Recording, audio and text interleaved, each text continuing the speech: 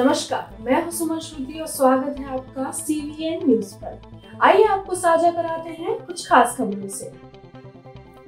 कारागृह में कैदियों के विकास पर मार्गदर्शन शिविर। चंद्रपुर जिला कारागृह प्रशासन तथा सरदार पटेल महाविद्यालय के संयुक्त तत्वाधान में कैदियों के व्यक्तित्व विकास के लिए व्याख्यान का आयोजन किया गया। इस समय सरदार पटेल महाविद्यालय के डॉक्टर शीतल कटमकवार वार्डन कुंडावर ने कैदियों का मार्गदर्शन किया। कैदियों के सर्वांगीण विकास के लिए व्यक्तित्व का निर्माण तथा स्वस्थ जीवन के लिए सकारात्मक मानसिकता बनाए रखने पर कैदियों का डॉक्टर शीतल द्वारा मार्गदर्शन किया गया।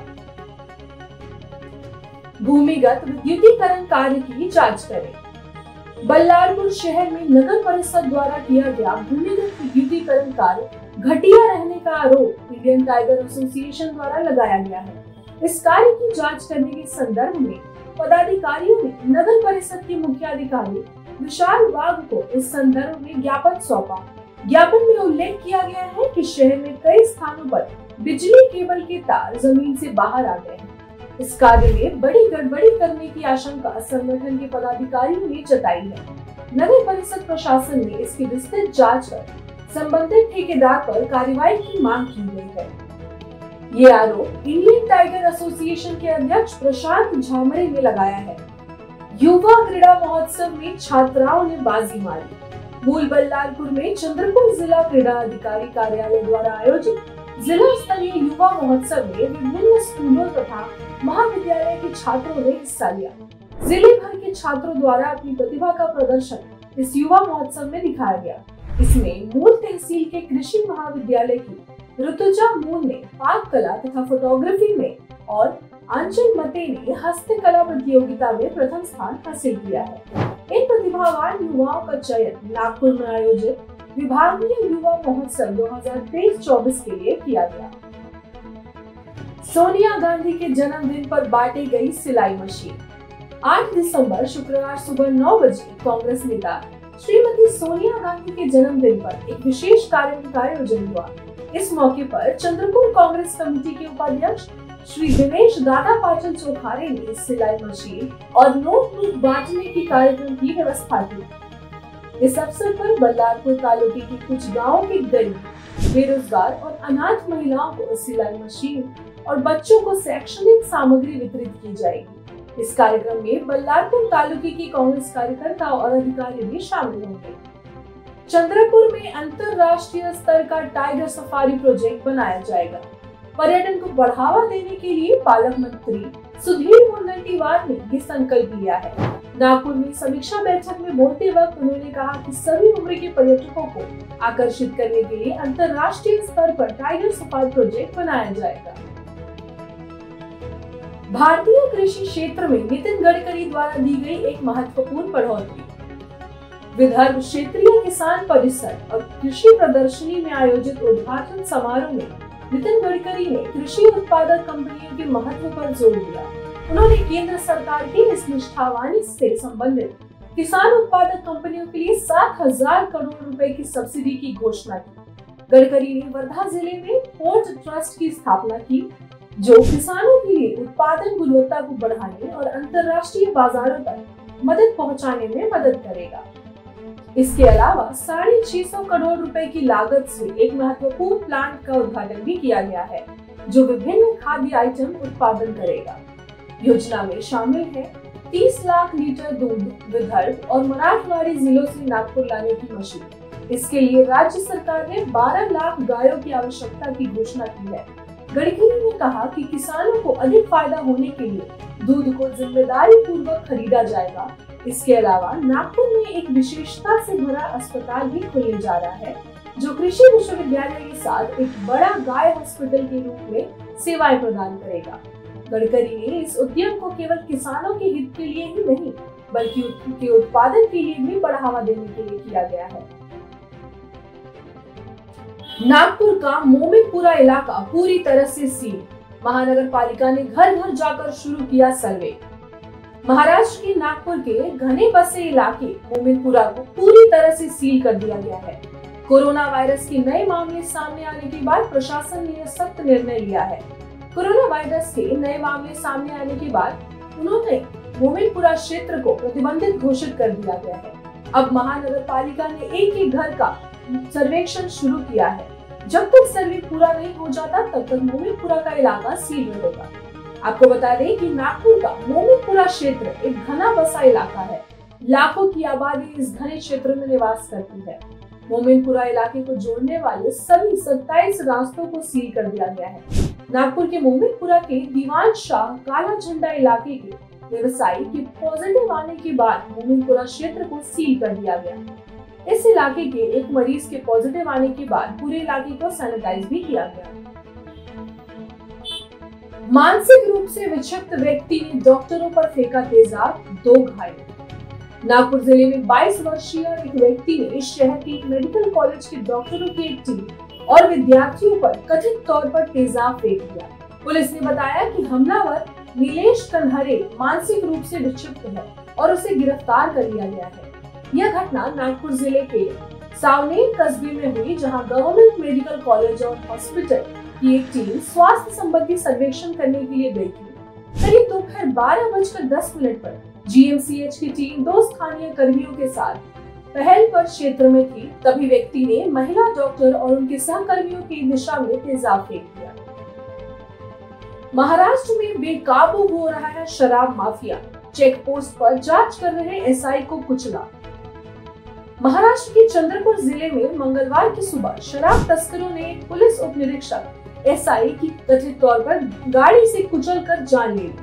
महाराष्ट्र के चंद्रपुर जिले में मंगलवार की सुबह पुलिस ने बताया कि छत्रपति चीड़ी नागभूले थाने में तैनात थे।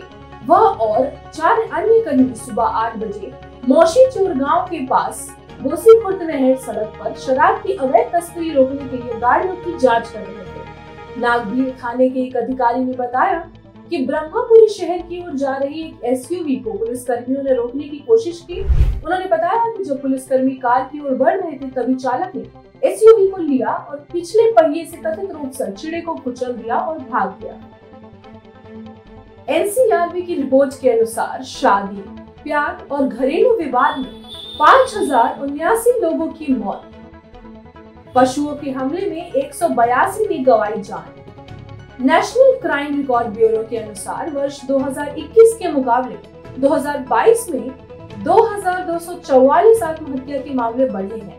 वहीं दहेज की वजह से 500 महिलाओं की जान गई। पशुओं के हमले में भी लोगों की जान ले ली है। बीते वर्ष शादी, प्यार और घरेलू विवाद की वजह से 5079 लोगों ने अपनी जान ली। एनसीआरबी के आंकड़ों के मुताबिक वर्ष 2021 के मुकाबले 2022 में मामले बढ़े हैं।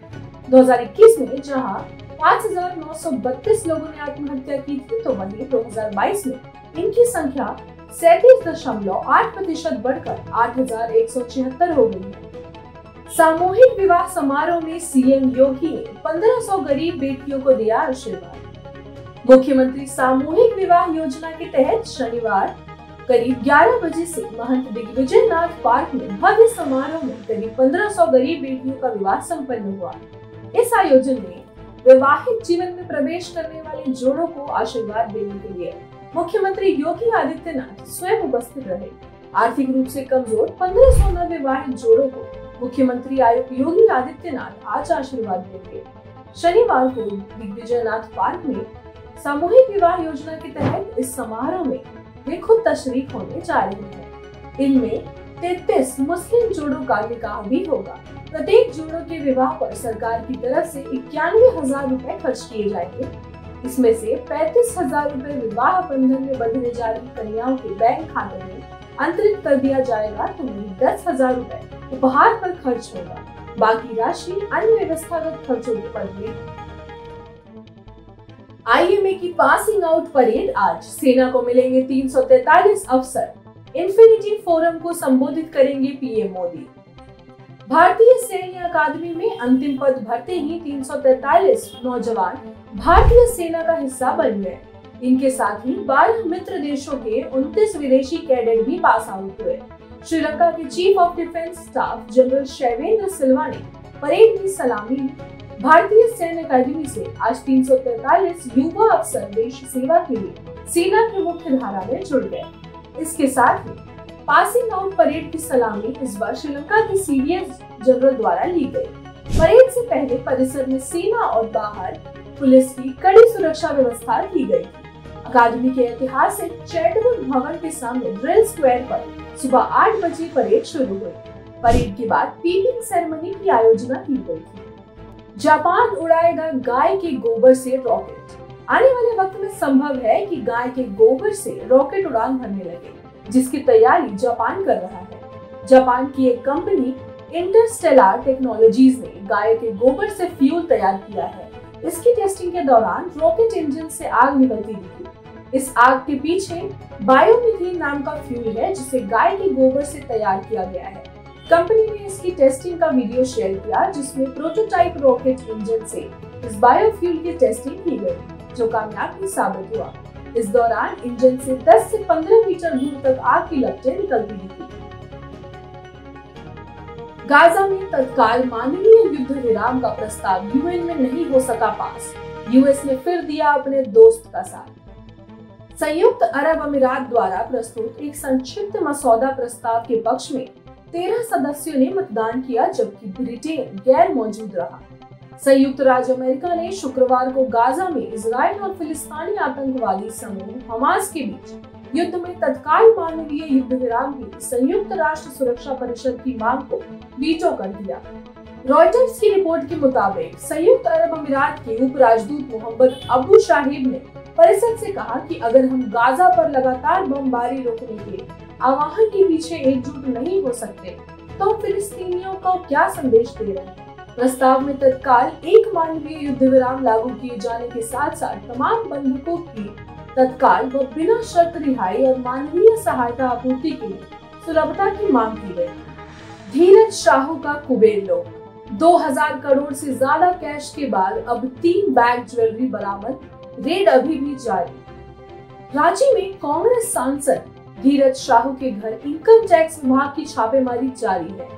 200 करोड़ से ज्यादा कैश के बाद अब अधिकारियों ने 3 सूटकेस ज्वेलरी बरामद की है।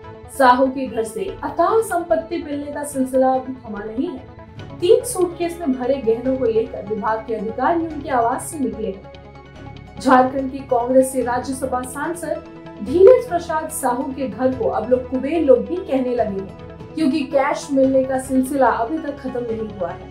इनकम टैक्स विभाग की छापेमारी अब तक 225 करोड़ रुपए से ज्यादा कैश की बरामदी कर चुकी है। रांची में आयकर विभाग के अधिकारी शनिवार को 3 बैगों को लेकर शाहू के आवास से निकले।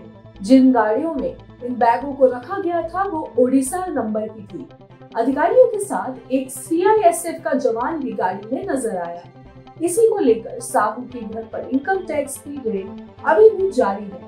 उनके घर से बीते 2 दिनों में इतना कैश मिला है कि उससे गिनने वाली मशीन तक खराब हो गई है। साहू के घर पर अभी भी अधिकारी और सीआईएसएफ के जवान तैनात हैं। आज के लिए बस इतना ही। ऐसी ही तमाम खबरों के लिए बने रहिए CBN न्यूज के साथ। धन्यवाद।